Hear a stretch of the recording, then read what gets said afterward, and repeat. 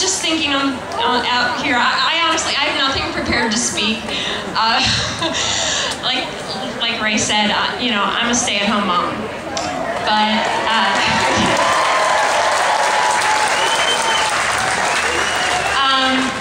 and the reason I went on this crusade is because of my kids. I have a 4-year-old and a 7-year-old at home, and I miss them right now.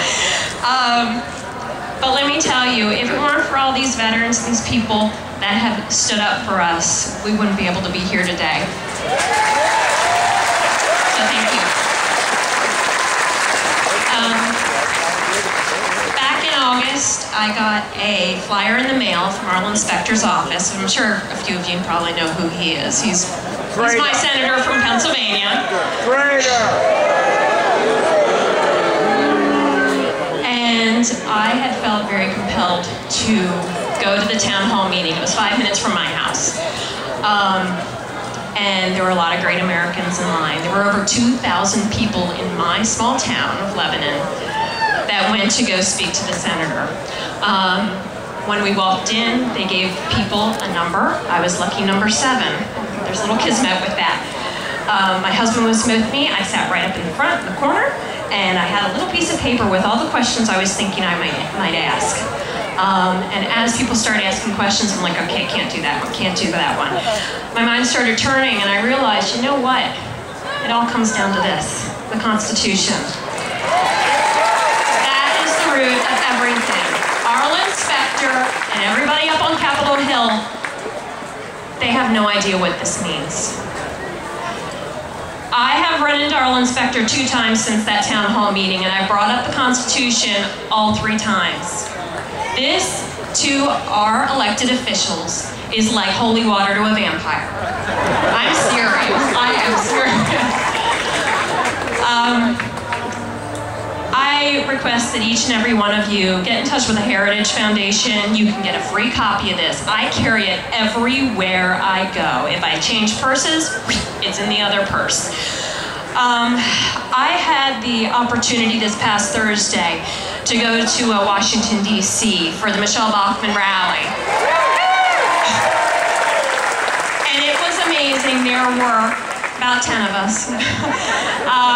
My understanding is there were between 20 and 45,000 people, and you could feel the love, and you could feel the passion. And there's one thing I have noticed with all you wonderful people that come out to these things. What do you see? The American flag. You see the American flag. I don't see the liberals running around waving the flag because they're just not proud of our country, and we need to go apologize to everybody for the things that we've done, but we have done so much for this world. And we cannot let this country go. There is no other place to go in this world. People flock to our country. We can't let it go. When I went to D.C., actually 2 nights beforehand, I emailed Arlen Specter's office and requested a meeting. I didn't think he'd want to see me. But the next morning, I got a phone call from his health czar named John, and he said, you can come. Arlen Specter will meet with you. Yes. I was allowed to bring 6 people with me, so I wanted to make sure I had a good representation from across the state, so I went online.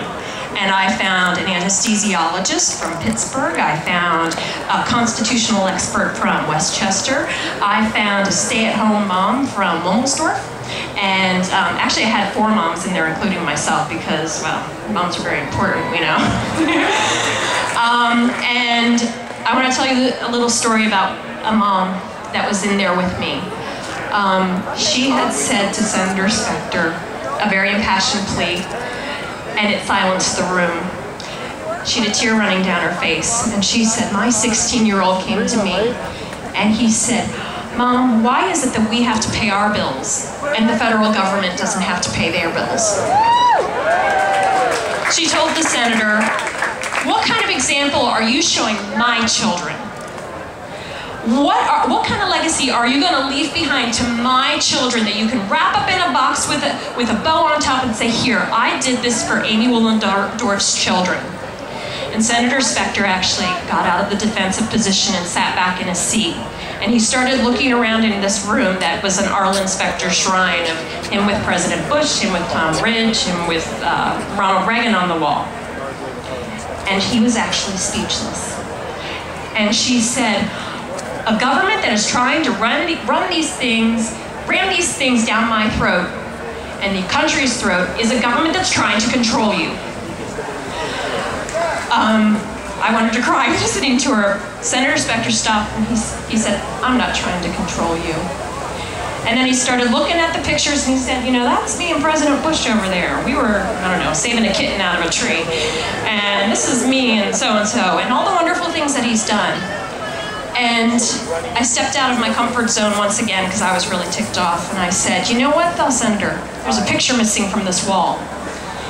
And he looked at me and he was looking around at where this picture was that was missing. And I said, it's a picture of hypocrisy. The picture that is missing is a picture of you. He got really red and angry. He was sitting about 2 feet from me, and I said, the picture of hypocrisy is you standing on the floor of the Congress in 1994 with a giant chart of 111 different bureaucracies that healthcare reform would add to our government. Then, in 1994, you were against healthcare reform. Now you're for it. What happened? He got red, he glared right through me. I think there's still a hole in my head from it. And he said, no, I didn't. I saw it on YouTube, by the way. And he said, well, that was under the Clinton administration, and that was for a single-payer healthcare system. Let me tell you what, I'm not stupid. President Obama said on TV 2 years ago that eventually it will be a single-payer healthcare system. I'm not dumb, I'm a stay-at-home mom, but I'll tell you what, I'm fired up. I ask all of you, I'm not somebody that likes to go out and speak in groups like this. I'm feeling more comfortable because I know I'm amongst friends. I have a request. When I had this town hall meeting happen and I had the press all around, my life got turned upside down. My husband was mowing the lawn with a gun in his pocket. We had people showing up at my house. I couldn't let my kids outside to play. The one thing I wanted at that time was for other people to stand up. And I look at it, you guys, and it's happening. And I thank you for doing that.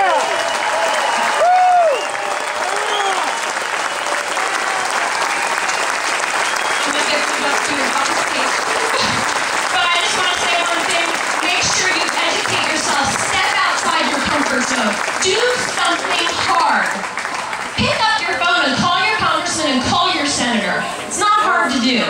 I'm going to be over, actually after this, over at the Animal Colony Books tent over here. If you want to come over and say hi, it's a great book. I'm not getting paid to say this, I just like the book. But if you know of anybody who may be questioning whether or not they're a socialist, this is a wonderful book. Please come over, say hi, and God bless you, everybody. What an amazing story. Our next speaker is someone who has spent a lot of time in the past at WDBO, and you know, the internet is such an amazing thing, and you will not find a more interactive radio show anywhere on the internet. I mean, she is truly, truly amazing. It is radiopatriot.wordpress.org. Ladies and gentlemen, Andrea.